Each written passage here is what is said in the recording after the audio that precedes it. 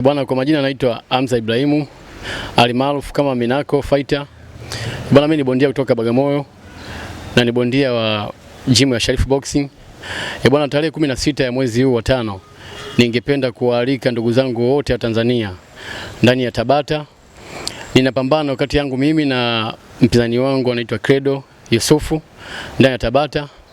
Bwana, kikubwa ningeomba tu ndugu zangu wote wa Bagamoyo wa Sharifu Boxing, Sanzale, watoto wa Lodi na ndugu zangu wa usalama mdogo, bila kuwasahau pia ndugu zangu wa Kitopeni, wa watoto wa polisi. Bwana, ningependa jamani mnisapoti katika hii game yangu tarehe 16, kwa maana nimekwenda kuibeba Bagamoyo ndani ya mabega yangu. Naomba mnisapoti zenu. Yes, ndugu zangu wa Kitopeni, kwa ningeomba jamani support yenu kubwa. Bwana, wakina baba, wadogo zangu, kaka zangu, naomba support yenu, mnisapoti ndugu yenu, maana nimejiandaa vya kutosha na ndugu yangu Credo ameyakanyaga, kwa sababu nishafanya mazoezi kwa wingi na nimejiandaa vya kutosha.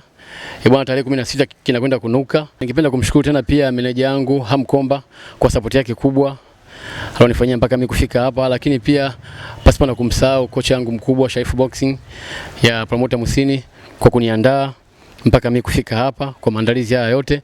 Hivyo basi ningependa ndugu zangu wa Bagamoyo mnisimamie kidedea, ndugu yenu nakwenda kupambana, mnisapoti ili ndugu yenu nirudi na ushindi.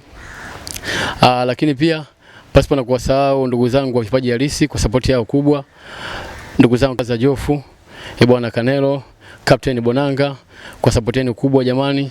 Ndugu yenu tarehe 16 ya mwezi huu na kwenda kubwaga ndani ya Tabata.